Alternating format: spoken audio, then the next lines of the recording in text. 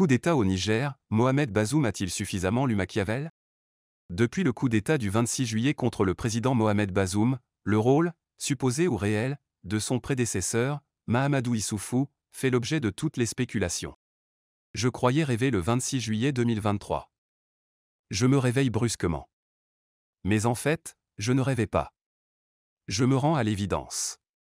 C'est mon cauchemar, l'entrée dans l'ère des coups d'État sans cause réelle qui me sort de mon sommeil. Les instigateurs des récents putschs, Mali, Burkina Faso, Guinée, nous ont habitués depuis peu à donner des justifications vraisemblables à leur forfait. Au bénéfice du doute, ces justifications firent basculer les opinions publiques en faveur de la tolérance aux juntes militaires, aidées en cela par les scènes d'occupation de rue par des jeunes déséuvrés et surchauffés à bloc. Rhétorique pavlovienne.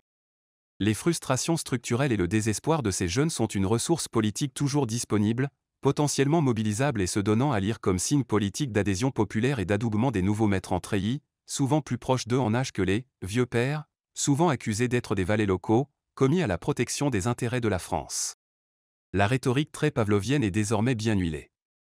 Par une contorsion de l'esprit, il suffit de trouver une responsabilité aux Occidentaux et de préférence à la France, l'ennemi juré. Une bonne frange de cette jeunesse manifeste parce qu'elle estime que ses conditions de vie ne commenceront à s'améliorer sur la terre de ses ancêtres, spoliés depuis des siècles, que lorsqu'il n'y aura plus un seul blanc pilleur sur le continent.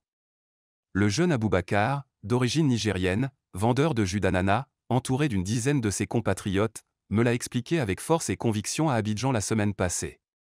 Lui qui ne veut pas prendre le chemin de la Méditerranée et mourir en mer comme son frère cadet. Il a grand espoir que cela se réalise assez rapidement avec la junte qui tente de s'installer au pouvoir à Niamey. Je l'avoue, je n'ai encore rien compris à ce coup d'État. Plus on me l'explique, moins je le comprends. Je demeure dans une lecture fiction du réel et dans des interrogations. Les sanctions économiques de la Communauté économique des États de l'Afrique de l'Ouest, CEDEAO, sont-elles pertinentes ou pas? Vont-elles accélérer le déboulonnage de la junte ou pas? La réponse militaire de la CEDEAO sera-t-elle contre-productive ou pas? Mohamed Bazoum doit-il être réinstallé au pouvoir ou pas? Face à ce coup d'État au Niger, la position de la France est-elle acceptable ou pas, au regard de la posture qui fut la sienne lors de la prise du pouvoir, au Tchad, par Mahama Idriss Déby Itno après la mort de son père?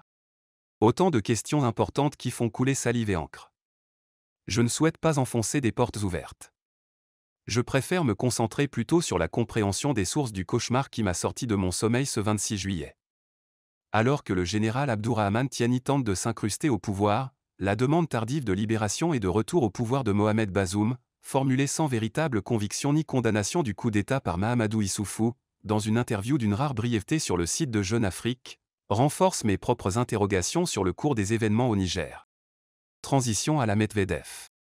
Et si cette frilosité était le résultat de dissensions profondes dans le cercle restreint du Parti nigérien pour la démocratie et le socialisme, PNDS? Les voies tracées par Poutine sont parfois insoupçonnables.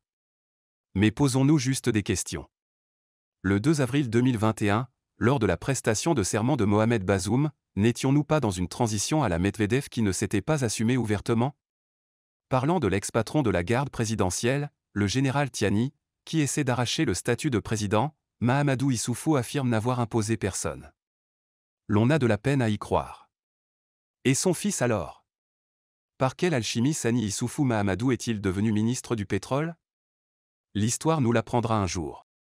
Dans l'euphorie de la transition, Mohamed Bazoum n'a-t-il pas été un peu naïf et s'est laissé prendre en otage, persuadé qu'il y avait réellement un passage de témoin entre son prédécesseur et lui? Y a-t-il vraiment eu alternance au Niger? Mohamed Bazoum ne paye-t-il pas au prix fort son désir de rompre avec le système qu'il a fabriqué et dont Mahamadou Issoufou restait encore le vrai maître du jeu dans l'ombre? Et si c'était Mahamadou Issoufou qui tirait les ficelles du jeu politique trouble au Niger?